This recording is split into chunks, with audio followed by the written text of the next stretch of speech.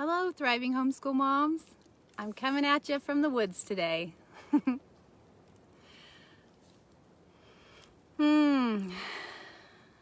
It's just nice to be in nature, you know? So, first of all, thank you to everyone who connected for coaching. I'm pretty excited about this session that is in action now.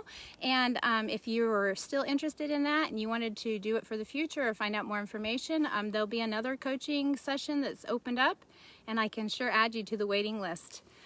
Just DM me. But anyway, okay, so I'm keeping it real today, all right? Sometimes homeschool moms, just like all humans, have a day that is just, I guess you could qualify it as rough. I'm actually currently recording. I'm in the process of launching a podcast with a friend, a longtime homeschool mom, and we are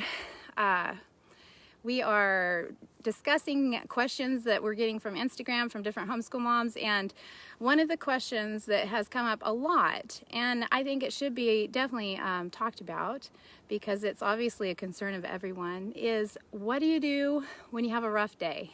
And I'm coming to you from the woods because that's one of the things I love to do.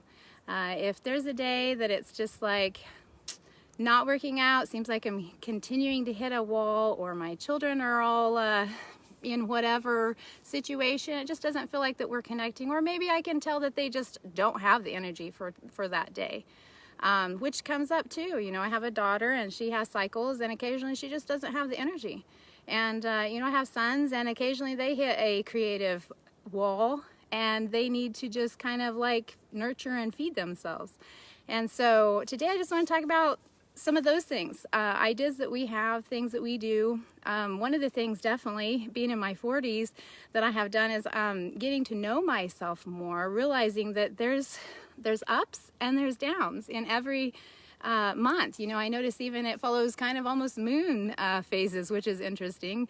That's something I've been researching and scheduling more and more, or not scheduling but documenting even.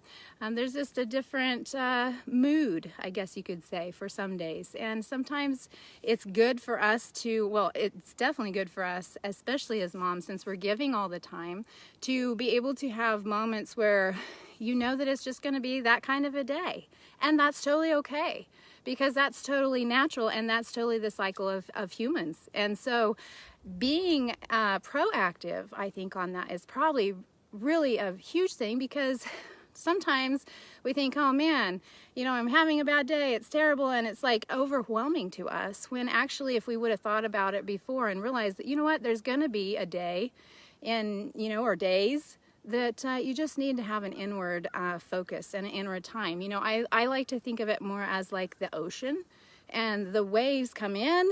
You know, this is a lot with my creativity also.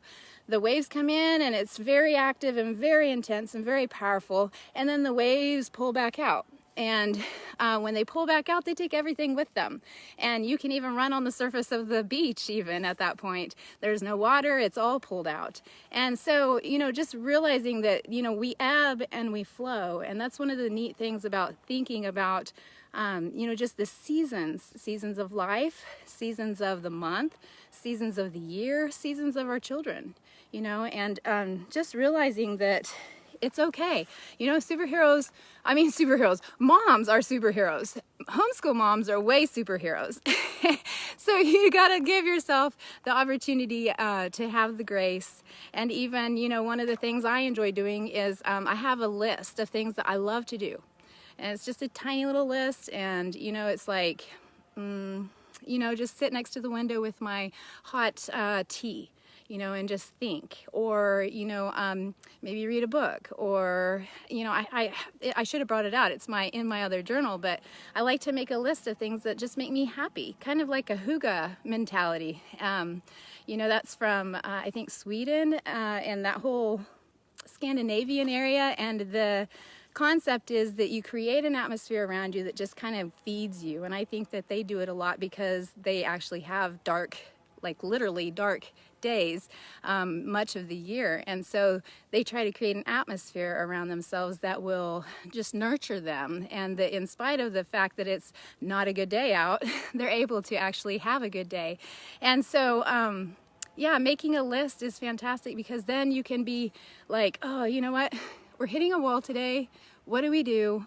Instead of getting yourself down and thinking, oh, you're terrible, you're not a good mom, and all these things that I know homeschool moms do to themselves, just realizing that, you know what, it's okay, it's one of those days. Grab your kids, go out, you know, go to a park, find out what each of your kids loves to do, and you know, just let them off for the day.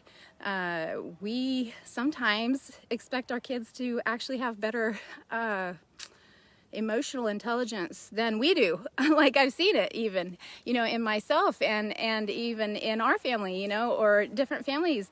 It's like, you know, how could you have a bad day? How could you do this thing? As if they kind of planned it or something, when you know that it was just something that they fell into and it happened to them. And rather than take it personal, to be able to just really realize that, you know what, there's something going on there, and there's a heart connection that needs to happen. And so just taking them aside, hugging on them, just pulling them into a special spot and just saying, you know, hey, what's going on? What are you thinking?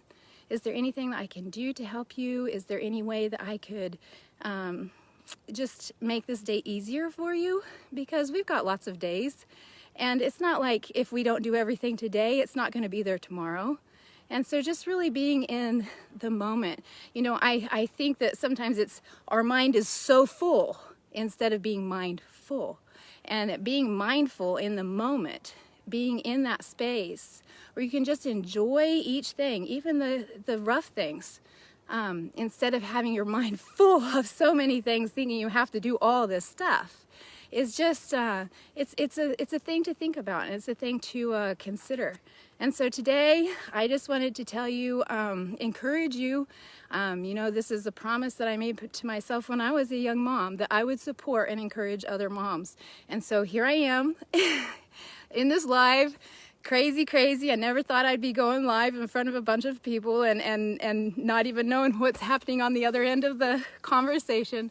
But here I am, stepping out, doing these things, and you know, hat day. It's a big day. So I just want to encourage you.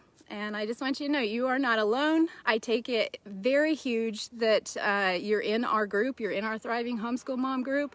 I do not take that lightly. I plan to, I know I've communicated with many of you, but I plan to communicate with every single one of you, and just to make sure that you have what you need as a homeschool mom, because it's so important, and we're all here and we can all support each other.